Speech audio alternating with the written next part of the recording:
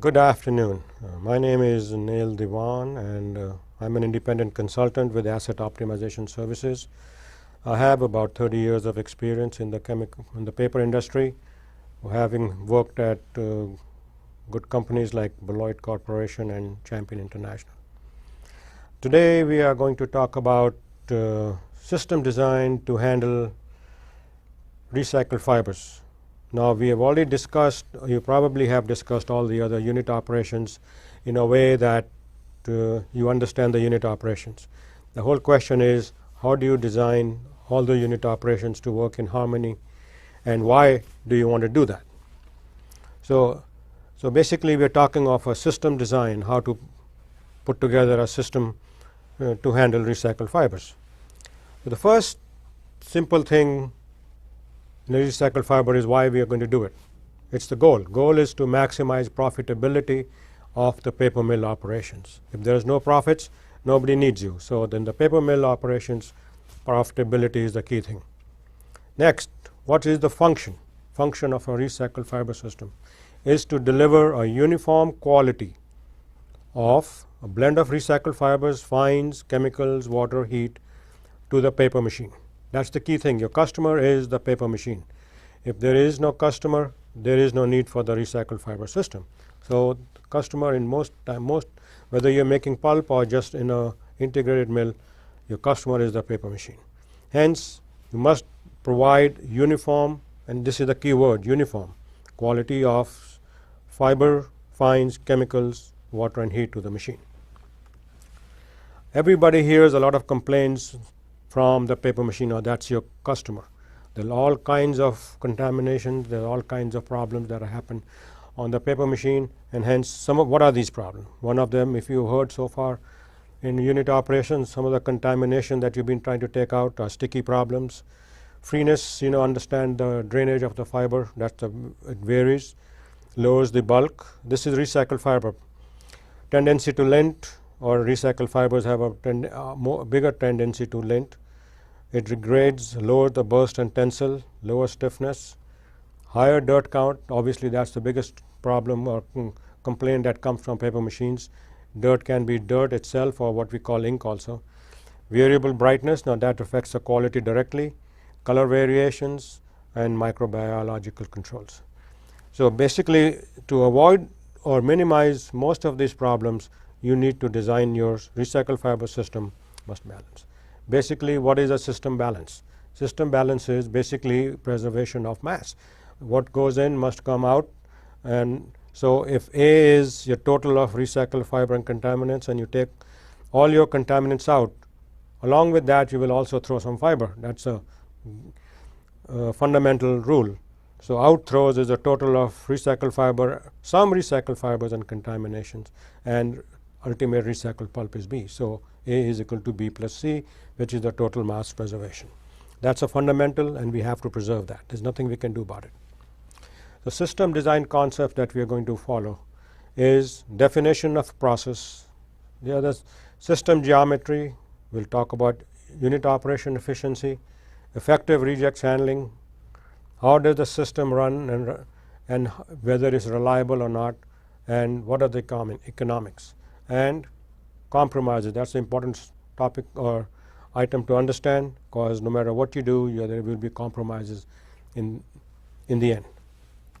So the first one, definition of a process. We are going to talk about incoming furnish. What is furnish? Furnish is incoming is the furnish is a total raw material, fiber, chemicals, water, heat, all coming in, outgoing end product to the paper machine, process efficiency, and how do you evaluate that efficiency. So first, let's start with the incoming furnish. It's incoming furnish right now here we are referring to is first the raw material. Price and quality are the most important for successful operation. Price, the cheaper you can buy, the better it is, and quality, the highest quality that you can get, the better off you are. The common grades of recycled fiber, there are many grades, but they have been classified into many grades, but the common ones are corrugated, which is OCC, mixed waste, or MOW, news, ONP, office waste, can be SOW, and direct entry also, which has very little contamination. recycled fiber is a secondary material. So no matter what happens, because it is collected manually, it will never be technically perfect. It will never be as technically perfect as pulp, like a chemical pulp from the pulp mill. Incoming contamination, that contaminants that come with the recycled fiber are many, and they have been classified. Some of them have been classified as prohibitive materials, which is any material that is in excess, that in excess will make the furnish unsuitable. It could be metals, plastics, it could be carbon paper in OCC, or white leather, inks, resins. These are all prohibitive materials. And then throwouts. Throwouts are just most generally are the fibrous throwouts, or any paper that will make the furnish unsuitable for specified grade. In other words, if carbon paper is mixed in white ledger or mixed papers or news in OCC, it's not acceptable. So those have to be taken out, those are throwouts. So a combination of prohibitive materials and throwouts and other some of the fiber, good fiber that is lost in a recycled plant, total of those are called outthrows. Then in a system, once we define what the incoming furnish and contamination is, we also need to define what is the end product or the outgoing end product. So since recycled fibers are used in most paper grades manufactured today, this end quality and end product is very important. The recycled fiber produced in a plant must meet customer quality specification. Once again, the customer is the paper machine. So the quality here is directly proportional to the contaminant rejection efficiency of the system and inversely proportional to the contaminant level in the furnish. What does that mean? So in a system, if C is the number of contaminants coming in and you got E as a rejection efficiency of the entire system, and Q is the end product quality that you must have. And how do you define quality can be many different ways, but right now we are not trying to define quality, but basically we are saying Q is equal to E over C. In other words, if your efficiency improves, your quality will improve. Your outthrows may increase, but your quality will improve. Or if your number of contamination decreases and your efficiency stays the same, your quality will improve, however you define quality. And then efficiency evaluation. How do you evaluate the efficiency? That can be in many different ways in different mills. So but you must define what determine the type of contamination that you have, establish the efficiency of each module. Again, I will come back to what is a module, and measure all the inputs and outputs. Once you do that, then you can define the efficiency of each module or the entire system. And basically it can be different ways that generally every mill defines the overall efficiency of the mill or each module in different ways. But no matter how you define it, once you define it, you have to be consistent. If you're trying to compare one module with another module or one plant with another plant, you have to be consistent in how you define or how do you evaluate the efficiency or the methodology. And continuing with types of contamination, okay, what is the most important thing in a system is what are the type of contaminants you are getting and what are you trying to get rid of. So a lot of people have defined contamination or classified different contaminants in different way. Here is just a simplistic way of defining the contaminants in terms of high density and low density contaminants. High density, heavy and rigid, as you can see, heavy and rigid contamination, and then there can be metals, staples, screws, paper clips, etc., and then debris, sand, grit, glass also. High density but light and soft could be metal foils, rust, reinforcing mesh, paper cores, boards, synthetic fibers. They are a little heavy. Carpets, cork, and then low density. Low density can be basically defined as density lower than the water, and they can be defined again classified into non-deformable and deformable. And some of the non-deformables are the brittle plastics or sealing tapes, rubber, and that's the hard rubber. And then deformables are the hot melts, adhesives, waxes, natural resins, grease, styrofoam, polyethylene, etc. And finally the carbon papers and toweling. Toweling, because it contains a lot of wet strength, it generally gets rejected. All right, system design concepts. Basically we define the system design divided into 3 sections: process configurations, modules, operating parameters, and module compatibility. So what's a module? So basic modules, a module is basically a combination of stages of a screening system or a pulping area or a cleaning system or washing or whatever. So these are the modules that you've already studied under various different lessons plans. So basic modules required to process recycled fiber will depend on available furnish, type and quality, and desired end product and quality. Again, it comes back to the same thing: what is coming in and what do you want out. So each module performs a specific function that must be well defined. What are these modules? Here are the modules: basic pulping, high density cleaning, coarse screening, fine screening, flotation cleaning, then again screening, very ultrafine, washing, thickening, dispersion, bleaching, rejects handling, and water clarification. These are the basic modules that you have already studied and gone through. So basically each module has a specific function in that must be well defined. What are you trying to remove? What are you trying to achieve in each module? And that's how you put together these modules, and you can put them in any sequence you want, but again you have to define what you're trying to do and how you're trying to do it. This is just an example of a system or connecting different modules. This no existing system is like that, but I just put in this together for you to look at it and be able to critique it and be able to understand that different modules can be connected in different ways depending on what is the incoming material and its quality and what is the end product and the desired quality. So here you can see I have started out with the high density pulpers, some chests, and going to coarse screening and cleaning, then fine screening, flotation, cleaning, and washing. And washing, remember, always has to be accumulated with water clarification so that you can recycle some of the water back. Then thickening, dispersion, first stage of bleaching. Again, I used hypo bleaching, which is not predominantly generally used these days, but it's just to tweak your interest in it. And washer, and then peroxide bleaching, and again a washer, and then finally to the chest and to the paper machine.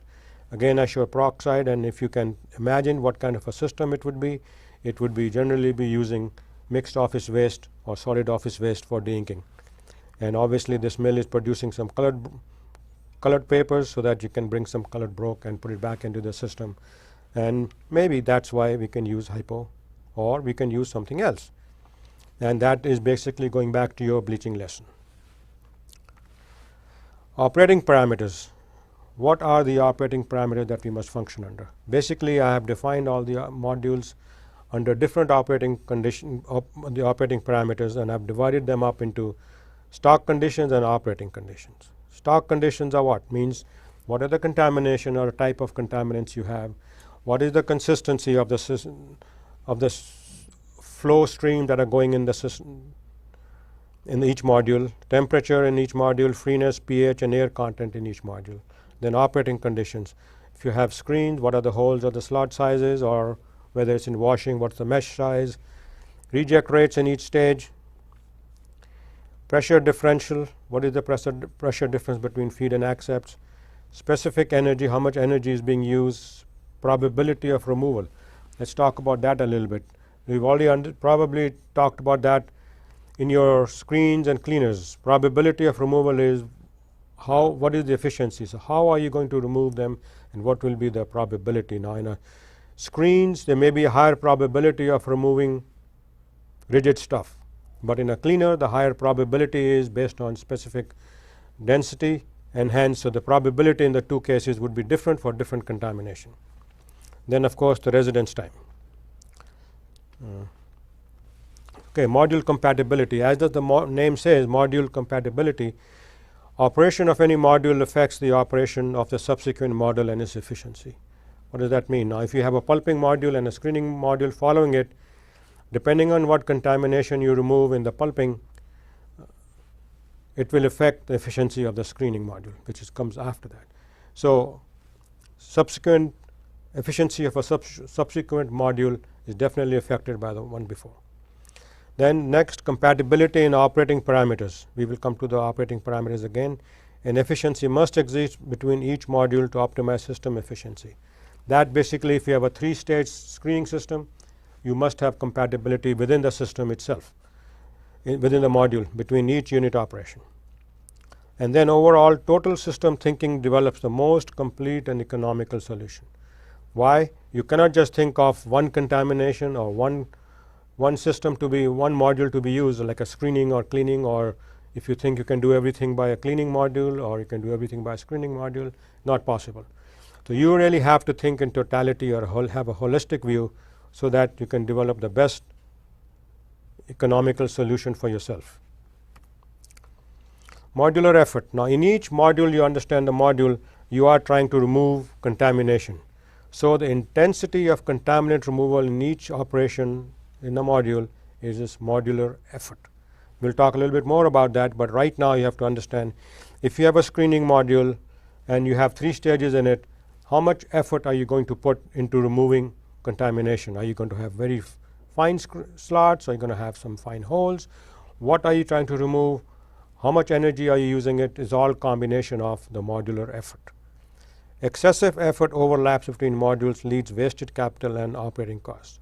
So basically, if you put very small holes in a pulping module, for example, and very small slots in a screening module following each other, you may be wasting some of the effort because you are trying to remove everything in both the modules. Or in other words, inadequate modular intensity results in gaps in removing some of the contamination. So if you have pulper with very small holes but screens with very large hole, you may not get the results that you want. Let's look at this in a little more detailed fashion. Look at this system, has pulper, screens and cleaning. Okay, here's the consistency of all the 3 operations, and here this hole size 5 millimeters in the pulper and very small slots in the screen. And you can see the efficiency allocated to them gives you an overall efficiency of 98% in the system. But basically, what are we doing here? We have taken the pulper effort from 0 to up to this point to get a 50% efficiency so that we can remove a large amount of contamination. Then what we do, we put very small slots in screen trying to remove some of the contamination that the pulper would have already removed, but we are trying to remove that and then taking it over way beyond so that some of the screen will remove some of the contamination that we are ultimately going to remove by the cleaners. And are you going to be successful in doing that or not? So basically, in terms of effort, in terms of, you can call it in terms of how much horsepower you've used, you use extra horsepower in both the pulper and the screen by this much, and the same thing with the cleaner and the screen. And efficiency gap, you basically, if this is the efficiency you need, you basically gone to get this efficiency in a pulper, which is more than you need to have, and same thing between screen and cleaner. So but ultimately we get 98% efficiency, which is very, very good. So in this system, we've got the high contaminant removal efficiency, high cost and high energy use. Let's look the other way. Now we basically we say we're not going to do all that what we did before, so we're going to remove, we're going to have less efficiency in the pulper by increasing the hole size so that we pass some of that contaminant removal to the screen. But in the meantime, the screen guy has gone and put in 3 millimeter slots in the pulper in the screen, so that his overall efficiency of the screening module is gone down and the cleaning is the same. But in this case, we have a big gap between the screen and the cleaner. We have done very well between pulper and the screen now, but we have left a gap between the screen and the cleaner. So we have, in this case, an overall efficiency of only 86%. And of course, we have less contaminant removal efficiency, less cost, and also moderate energy use. So this system has some gaps in it in terms of what contaminants can be removed. Next one, we try to make it more ideal. We put in a 2 millimeter screen basket in the screen, and we cover that gap between the screen and the cleaners. So we have very little wasted effort in between the screen and the pulper or screen and the cleaners, and we are not overlapping the inefficiency of the two. So everything is working very good now, and here we get a 96% overall efficiency. Is that efficiency acceptable, that only goes by mill to mill. In this case, we have optimal contaminant removal efficiency, optimal cost, and ideal energy use. However, we don't have as much efficiency or contaminant removal as we did in the first system. So it will depend from mill to mill as to what is acceptable. Now, what's acceptable means we have two contaminants before and for, what is the size, what is acceptable, what kind of papers you are making. So it will be depend on all that. However, this system is ideal for whatever mill can be using this now. So we have not wasted the modular effort or had exceedingly high overlaps in the efficiency. So module design comes back to the design of the whole system again, and basically in here we are saying mechanicals, again back to the modules, mechanical separation of contaminants based on size and rigidity is done in screening modules. And then going further, centrifugal separation of contaminants is done in the cleaning, and this is based on specific weight difference. Unit operation of all stages in modules should be compatible in contaminant removing efficiency. We just saw that. We just saw that between pulpers, screens, and cleaners. So the same thing follows with washing, thickening, flotation, and the modules. And no one module can effectively remove contaminants rejected by another module, since each module is designed to remove a specific contamination. So if screens are there with you have, let's say, medium slots of screens, and you're working with 2 to 3 millimeter slots, and then you follow them by cleaners, that's fine. Now what is removed in the screens is okay, but what's removed in the cleaners, if you take it back in the system, you're going to have problems. Look at this example. Here we got three types of contaminants coming into the screening module. We have a screening, reverse cleaning, and flotation modules. We have screenable contamination coming in here, which is greater than 0.15 millimeter, and then we have some ink, and we have also lightweight contamination. So in this system, the first top system, the screen removes all the screenable contamination, that's fine, and good fiber comes back. In the reverse cleaners, we remove all the lightweight cleaners, and that's fine. And in the ink, in the flotation, we remove all the ink, that's perfectly fine. Now obviously this is an exaggerated example, but so we get only good clean fiber afterwards. However, if you take the same system again and you decide to save on money and decide to have a second stage of the screens act as if it can remove all the contamination that was removed by the reverse cleaners, and we mix them up here. I mean, for example, we can have 0.2 millimeter slots here, and we can go to 0.1 millimeter slots here and say, yeah, we can remove everything but the cleaner rejects, but that's not possible. Cleaners are removing lightweights, and if these lightweights had to be removed, the screen would have removed them. So here the second stage doesn't remove all of them. Some of them get removed because of the water separation or the water streams, and the rest goes back, and ultimately it does not get removed, and in the final stream we don't have just pure pulp, we have some lightweight contamination. So the mill saved on some of the cost in trying to save on secondary stage of the reverse cleaners, but ultimately they'll end up in problems because they have contamination, lightweight contamination in the final stream. So ultimately all cleanable rejects are not necessarily screenable, and again other way, all screenable rejects are not necessarily cleanable. That's a fundamental thing, and you have to remember that. If anybody says, oh, what you can do in cleaners, or you don't need cleaners, I can do it in screens, can never be true. So module design. In any given module, more than one contaminant removing stage is often necessary to reclaim fiber from the reject stream. You've seen that, the people who talked about cleaners and screens and flotation already told you about that, and basically you need more than one stage, and the second stage is basically to recover some fiber. And always the next stage is always more efficient because it receives contaminants that are conducive to rejection from the preceding stage. Now these contaminants have already been rejected once, and if the second stage, like for example in a screen, the slot size are the same or smaller, you are going to get rejected. And each module should have its own reject stream, which should not travel to other separation modules, and I just showed you an example of that previous example. So here are some examples of stages in the module. First one, pulping generally is single stage. Here is a screening module, co-current, where the accepts of the screen are going forward, two-stage system, three-stage system, cascade type or countercurrent, because the accepts are going backward to its preceding stage. Here's a two-stage reverse cleaning system, counterflow or cascade. And here's a four-stage modified mishmash of a system where the screen is going forward and whatever rejected is treated by reverse cleaners and forward cleaners, again here to preserve fiber balance. Again, this system is this one here is a bad example of both mixture of co-current and counter-current screens, but I have seen this in mills. It is being used. Is it a bad one? Yes. Can it be functional? Yes. So all the answers are possible. However, if you can avoid it, it's better off. So module design. So in an effort to minimize fiber loss that we already talked about, you increase the number of stages. So as the number of contaminant removal stages increases, the overall efficiency of a module of contaminant removal decreases. In other words, if you go from one stage to two stages, your contaminant removal efficiency is going to be less. If you go to three stages even further, your contaminant removal efficiency overall for this module is going to be even less.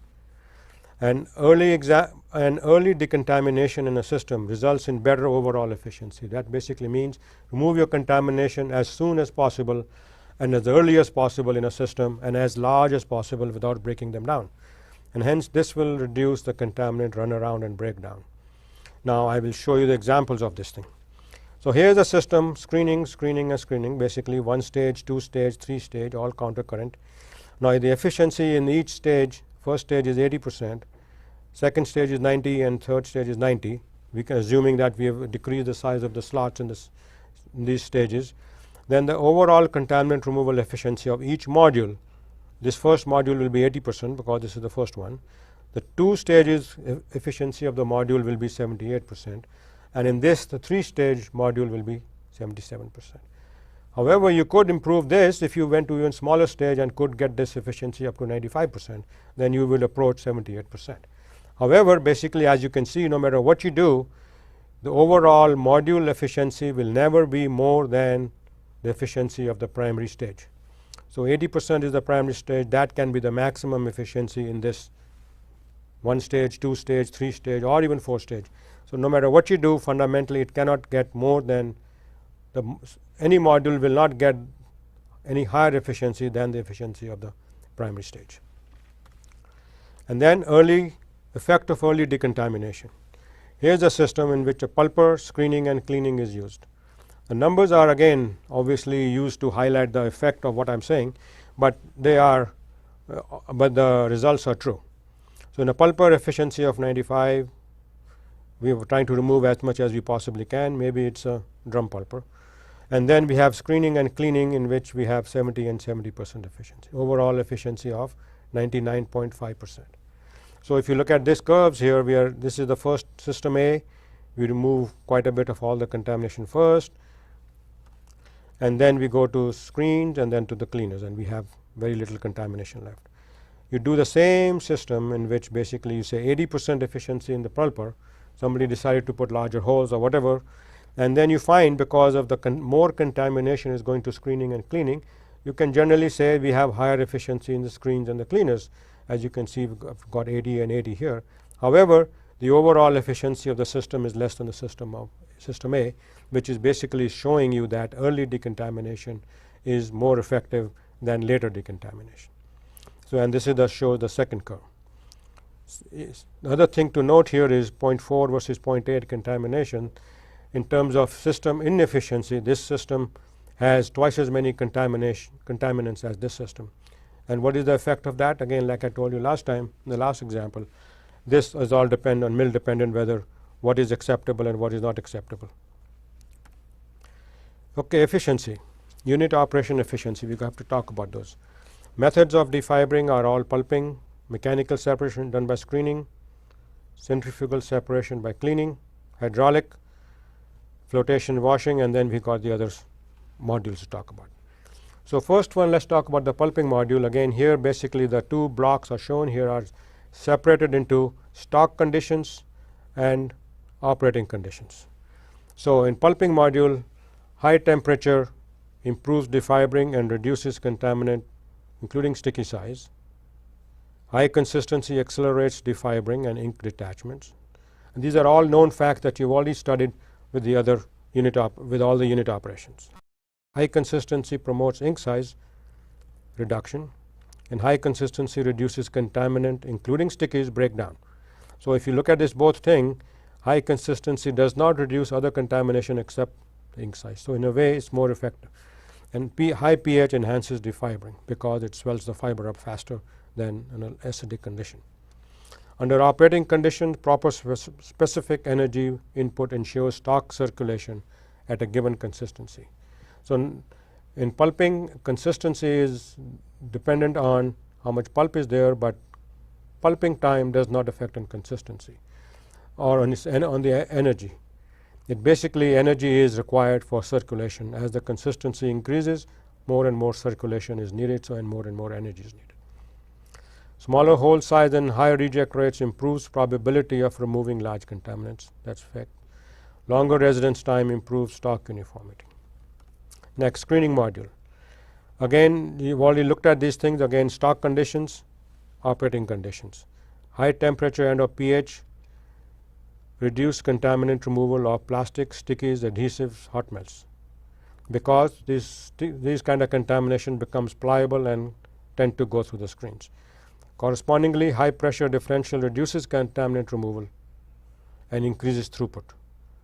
So basically, why? High pressure differential increases the throughput. That's the given fact, because screen throughput is dependent on the pressure drop, and if you're trying to increase the throughput, you're also trying to increase the passing velocity, and hence some of these kind of contaminations will go through. So this reduces the contaminant removal. Rigid contaminant removal depends on hole and slot size, and this will not depend on the probability of removal, because depending on the hole or slot size, anything bigger than them will get 100% removal. Smaller hole or slot size improves contaminant removal and reduces throughput. So high consistency or temperature or freeness increases reject rates and fractionation. You must have done this also, and reject rates are increased because the high consistency helps increase the reject rate. As the reject rate increases, contamination increases. Contamination removal increases, and high reject rate increases contaminant removal. Cleaning module, same principles apply that we've just seen in the screening module. High consistency reduces contaminant removal. High temperature increases contaminant removal. Now this is opposite to in the screens. In the screens, high temperature reduces contaminant removal, especially for the pliable and the malleable contamination, as you saw, but high temperature increases contaminant removal efficiency in a cleaner, because this is dependent on more specific gravity and viscosity, and as high temperature increases, the temperature increases, viscosity decreases. High temperature of freeness increases reject consistency in forward cleaners. That's because of freeness, and you get some fractionation. And high temperature of freeness reduces reject consistency in reverse cleaners, which is opposite to that. Again, high pressure differential increases contaminant removal efficiency and throughput. Because of the high pressure differential, you get more G velocities. High reject rate improves contaminant removal, which is a fact, and smaller cleaner sizes in diameter improves contaminant removal, because it basically improves the G forces within the cleaner itself, and hence improves the contaminant removal. But as the cleaner size decreases, it reduces the the throughput. Flotation module, again, high consistency reduces ink removal, because there is a problem between air contact between air and ink particles, but it does increase throughput. On the same side, high reject rates increase ink removal efficiency but reduces throughput. So at high consistency, if you increase reject rates, you can get higher efficiency, but your yield goes down and you lose a lot of fiber. Proper pH is a must to improve ink removal. High temperature improves ink removal. Ash content improves ink removal in flotation, and also limited removal of ash and lightweight contamination. If somebody says that you can take out a lot of ash and a lot of lightweight contamination like stickies in flotation, that's not true. It's only limited, because there's always chemistry involved in that. And same on the other side, on the operating conditions, proper air content and air bubble size distribution improves ink removal probability. Just large bubbles will not improve ink removal. Lower, the small, very micro bubbles will not improve ink removal because they just need one small bubble is not good enough to take an ink up to float, up to the surface. So the proper bubble size distribution is important in flotation. Ink size in the range of 10 to 120 microns improves removal efficiency. That's a good range for ink removal. And proper residence time is necessary for proper contact between air and the ink particles. Washing modules, high consistency improves throughput, of course, because you can get more going in it. High consistency reduces ink and or ash removal efficiency because in washing the fiber mat is formed, and as the mat is formed it traps inks and ash. High temperature and freeness improves water drainage capability, that's a given fact. High pH also reduces water drainage and washing efficiency. So we try to reduce the pH here. Large ink particles greater than 15 microns reduce washing efficiency because they get trapped between the fiber mat as it is being formed on the washer.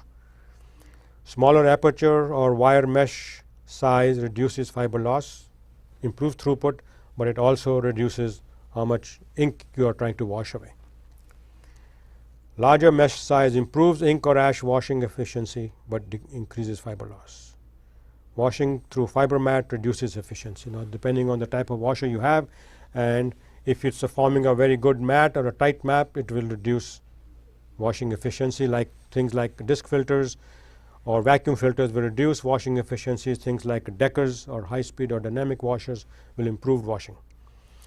Turbulent washing, which is the dynamic washers, improves ink ash removal but increases fiber loss. Thickening module, we are basically removing water here, and basic same principles apply, that high consistency will improve throughput, large mesh size will improve thickening efficiency but increases fiber loss.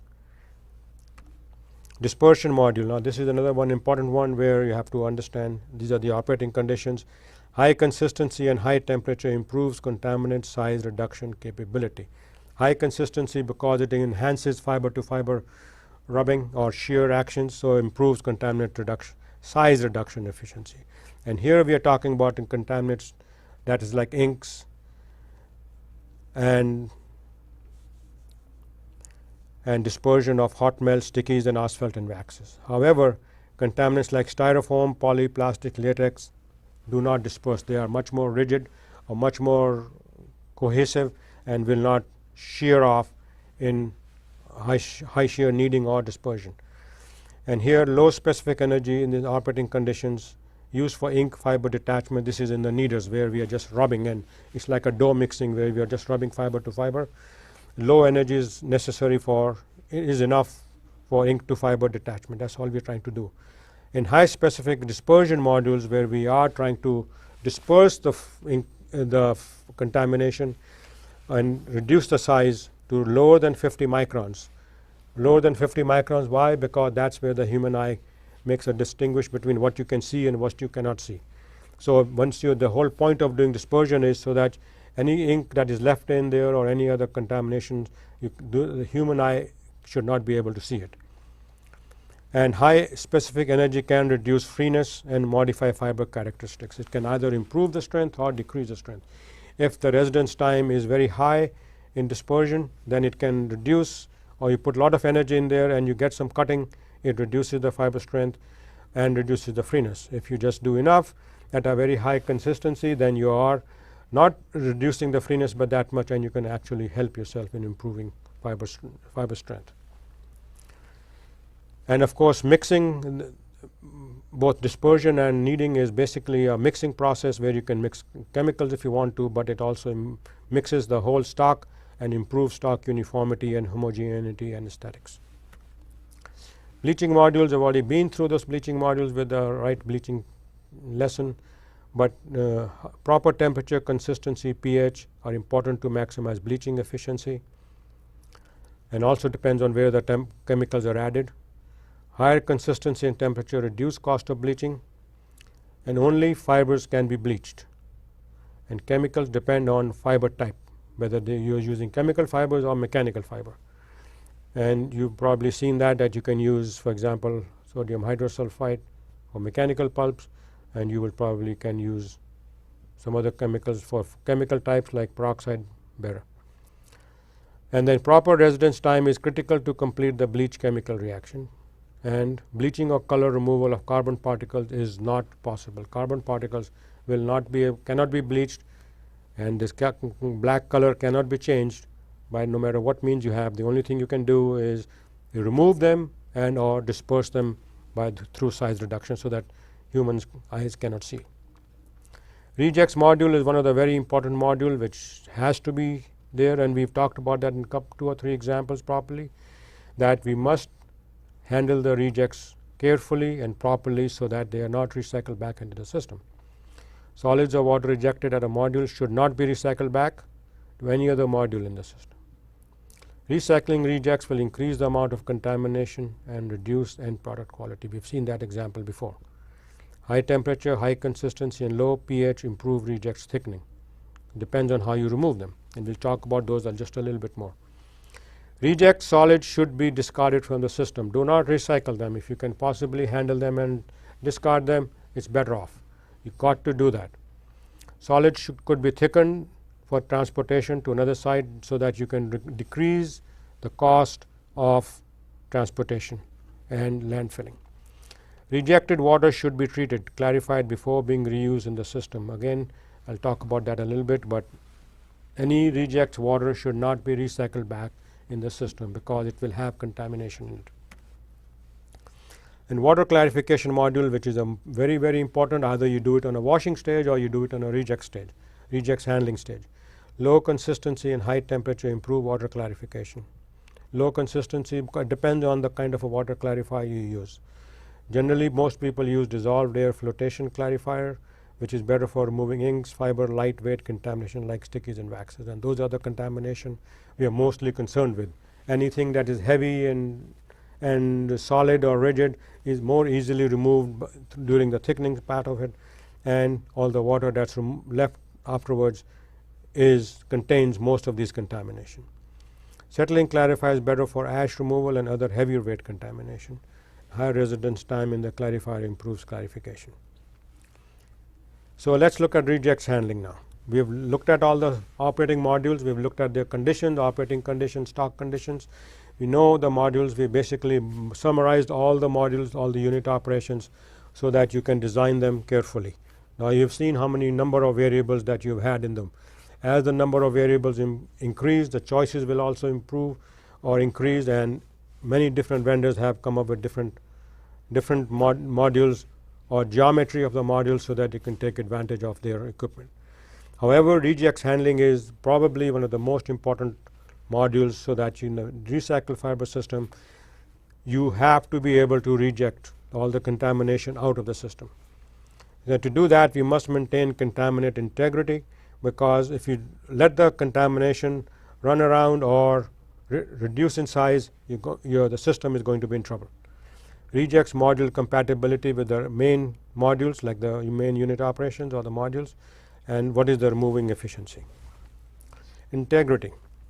Important to maintain rejected contaminant size. If you let the contaminants be reduced in size, the chances are you will need more modules, or you will need more, or you will have a runaround and you will need more system, or you will have more system contamination, and end product will have more contamination. And we will talk a little bit more about that, but you've seen that in the other example where we took the cleaner rejects and back into the screens and we had problems. And that's why we were talking about early decontamination is very, very important, and that improves system efficiency. And you saw that because in a pulping module, as you can increase or take out as many contamination as possible as early in the system in the original sizes, the better off you are.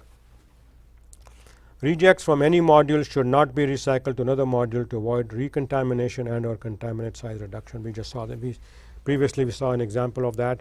Plus, as you learned under the stickies lesson, that macro stickies will break down into micro stickies, and micro stickies cannot be taken out. They can be dispersed, yes, or they can be fixed with chemicals to the fiber so that they don't make problem on the paper machine, but they cannot be removed. So if you have a runaround in the system, the chances are that you will you will increase the contamination in the end product. And rejects from all modules must be prepared, thickened and or clarified for landfill or incineration using cost-effective technology, especially if filtrate needs to be reused. Filtrate means filtrate from the contaminations. So here's an example to show you what some mills have done and which is a better one and which is not good. Here you can see there is no compatibility between modules and rejects treatment. The system is very good. We got pulping, screening, forward cleaners, flotation, reverse cleaners, and we got all rejects coming out. This is all so far very good. But in many mills what they do is combine all the rejects together and put them in a rejects thickening module. They thicken the rejects and send them to the landfill. That's well and good, but all the water that's left over, they bring it back and put it in the pulper. So what's in this water? We just talked about that in this, all this water is full of all this contamination, which is fiber, lightweight contamination like stickies, waxes, etc. So once you do that, what have you done? You basically increase the load on the rest of the system in terms of lightweight contamination, stickies, and some sand, some grit, and now all of these are going to get overworked and their efficiency is not going to be as good. So overall system efficiency goes down. Sure, you have saved some money here by not treating this water. In the next system, we do the same thing, but we treat this water by a clarifier, dissolved air, flotation clarifier preferably, and take some system bleed out, throw some water away and pass and takes most of the water back in the system. Here we have done this so that we can remove all the inks and the some fillers, some stickies, some waxes, some fiber that was in this stream from the thickening module here and remove them. That improved the system much better, and hence these screens efficiency of all these modules will be kept what they were designed for. And we must take a system bleed, because once you do that, you don't want to close the system in a way that your chemical balance will be upset. So this helps maintain the chemical balance. So contaminant removal efficiency. Rejects should not travel between modules, since no one module can effectively remove from the system the rejects of another module. We already saw that previously, that we should not recycle contamination from one module, for example, from a cleaner module to a screening module, or even from a screening module to a screening module, unless the second or the third stage in the screening where you are taking the contamination is made compatible with the subsequent module, not with the preceding but the next module. So you have to maintain compatibility between the modules, and also between compatibility in how you're going to reject or take care of all the rejects, so the rejects are not recycled and do not run around and break down. So rejects treatment efficiency should be equivalent to the system efficiency to prevent recontamination of the system. So this is important. If you want to remove all the contamination, but you remove only 50% of the contaminants in the rejects module, then the rest are going to get recycled and run around and cause problems. Reject system must successfully integrate with the entire mill wastewater treatment system. Now in the last, this we showed here, if you are throwing away some of the water bleed into the mill waste treatment or water treatment system, this must be compatible. If it's not, the mill wastewater treatment system will say, we don't want your water from the de-ink system or from the recycled fiber system, and they are in trouble then. Okay, next. So hopefully everything so far is clear, that every module must be designed carefully so that they are compatible to each other. And the rejects should be handled such that you keep the efficiency, contaminant removal efficiency of each module the way you intended it to be designed. You cannot compromise on those things. However, all these things must be put together in a sequence so that you have what you call hydraulic synergism between modules and unit operations, and this is runnability. As you maintain hydraulics synergy between each module and each unit operation, you're better off. In other words, you're passing from one module to another module, and the consistencies and the flows and the temperatures are all in sync with each other. Reliability, what does that mean? Basically product uniformity, again the word uniformity comes in the picture here, or the ability to provide the right product at all times in the proper quantity and quality. This is to your customer, which is the paper machine people. They want the proper quantity and the quality at all times. Whether they go up in production or go down in production, you need to be providing uniform product and quality and quantity. And that's why this system, that a recycled fiber system, must be able to go up or down in a way that is reliable, be able to handle all kinds of operating conditions at all times. Runnability, which is the hydraulic synergy between each module. So each module must run in hydraulic balance within itself and with other modules through proper design of pumps and interconnecting pipes. In other words, you cannot design one module to run 1000 gallons per minute and the other module is designed to run only 500 gallons per minute. So what happens to the other one? So basically you have to maintain some hydraulic synergy. You cannot design one module to run at a consistency far greater than the other module when the other module cannot handle that consistency. So you have to design a system in a way that it can handle all the consistencies, pressures, temperatures, and the flows. And the same thing with the temperature. You can't have one module at a cold temperature and suddenly expect it to be going up and treat the other one at a higher temperature. System should react fast during upset conditions. What are the upset conditions? Could be a startup, could be a shutdown. System should be able to react fast in those conditions. Sometimes paper machines shut down or stop for some reason and this whole recycled fiber system has to back up. So that's another upset condition. All modules should restabilize and reach equilibrium relatively quickly. Now what does that mean? Basically that you must reach steady state condition very fast. You can't have screening system all ready to go and flotation system is not ready to go because it has not reached a steady state. Now that's an upset condition and you should not have a design like that. System should be easy for operator to understand and to control under all conditions. All conditions, again, startup conditions, shutdown conditions, equipment breakdown conditions, quality upset conditions or production upset condition.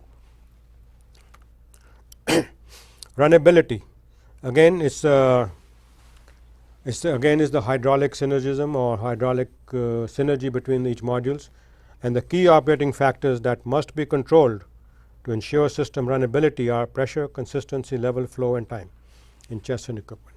Without these things under control, you will not be able to get hydraulic synergy or steady state between the modules.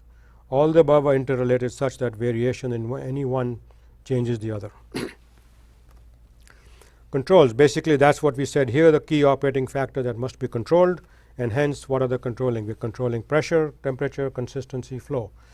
Variations in pressure will affect flow, which affects consistency. Variations in flow will affect consistency, of course, it will affect level in different chests, and of course will have effect on time. Excuse me. Variations in consistency affect pressure. Variations in level will affect pressure and time depending on in a chest. If the level goes up and down, the flow will change and the pressure to the pump suction, for example, will change, and that will affect the output pressure of the pump, and the flow will change, that will affect the time in the stock chest. Variations in time affect uniformity of stock and hence runnability of unit operations, which affect flow, consistency, level, and also pressure. So as you can see, all these things are very important to be controlled so that you can maintain hydraulic synergy between each module and each unit operation. Reliability. Now if the system is not reliable, what the first thing the mill manager or the production manager does? He says, I can't rely on that system to give me what? Uniform product, quality and quantity. So why should I run it? I cannot upset my paper machine, which is the prime thing, because that's what makes the money in a paper mill. So reliability, effective system controls are essential to ensure that process runnability under all conditions.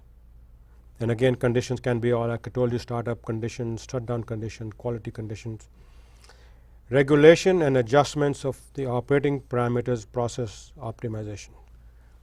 Okay, all processes must be optimized, and regulation and adjustments of the operating parameters, it should be for process optimization.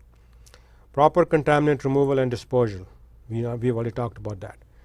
Provide catch-up ability in case of unpredicted downtime and module inefficiency. Other module inefficiency, there's a screen basket has a hole in it, or a cleaner has blown, or washing efficiency is not working out, or the flotation is upset, so you have problems. So then you have to shut down, wash up, start all over again, reach equilibrium, and come to a steady state. If that's the case, you have a problem in catch-up. The system must have some built-in catch-up capacity so that you can make up and not put the paper machine in jeopardy so that you run out of stock, and be able to also control product quality and production rate. So the controls are very, very important system controls, and most people are now using DCS controls so that you can put in all kinds of algorithms and everything else so that you can control your process in much more improved manner now than it was possible 10 years ago even. So benefits. So finally, what are the benefits of a properly designed system? We've all seen and heard now, but that we should be able to handle variation in incoming furnish. Nobody can say that the incoming raw material is always of the same quality. It always keeps changing. You never know from day to day. So, but more important thing is that you control quality, incoming quality, or control the contamination that's coming in with the raw material. Operators should be able to easily adjust output capacity depending on the paper machine. Steady operation and reaches steady state or equilibrium quickly.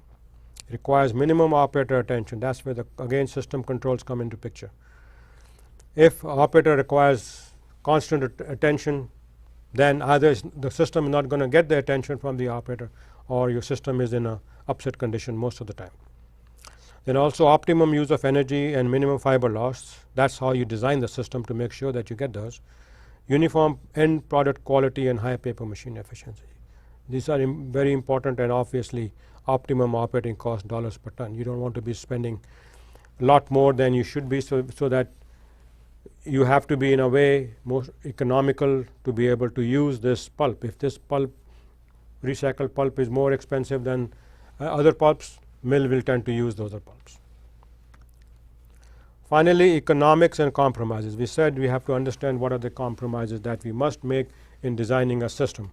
Why? Because the ultimate operating cost and capital cost and the return on investment matter on how much can we spend, what are we getting in, what are we making out, or the end product is, and what quality and quantity do we want. So system value is the capital cost or the operating cost, and product quantity and quality, what do we want. So this is where we have to finally bear down, decide what is the return on the investment we have, and what compromises do we need to make to get that investment. So every system has a technological value proportional to its capital and operating cost, and you can put that value in terms of dollars or in terms of dollars per ton, or however you want to define it. However, for a given system technology, in other words, all the modules that you put together in the sequence that you put together, that's the system technology. End product quality is proportional to the system value and system outthrows, which is the total of fiber and contamination. How? Let's look at that. Here's a system of pulping and screening. I've given you the efficiencies of each screen. This is a cascade system. In other words, accepts of the secondary screen are going back to the primary screen. System efficiency overall is 80%. However, since this is going back, as you can see from the pulping, you got 60 contaminant, now we got 80 contaminants going back. You need a bigger screen, hence you need more energy here. Next one, here is the secondary screen accept going forward.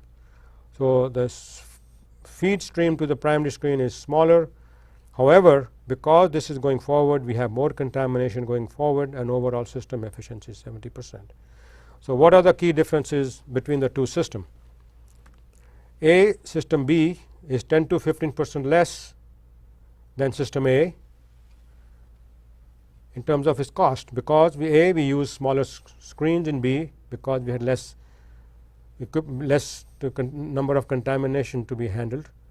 Second, energy used by system B is less, 15 to 20% less in system A. Why? Because we could use a smaller screen, smaller primary screen in system B right there, because we have less flow stream coming, a smaller flow stream coming into the primary screen. However, we have compromised screening efficiency of system B is 10% less than system A. Now in some mills this compromise is acceptable. Let's say assume a mill which had no screens, and now they got some money available to put in a screening system, and all they can do is to put 70% efficiency only.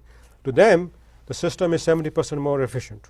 However, if there is a system already existing which is giving 80%, and now somebody says the baskets are too expensive, let's open them up, I want more production capacity, and they design system A into system B. Now you got less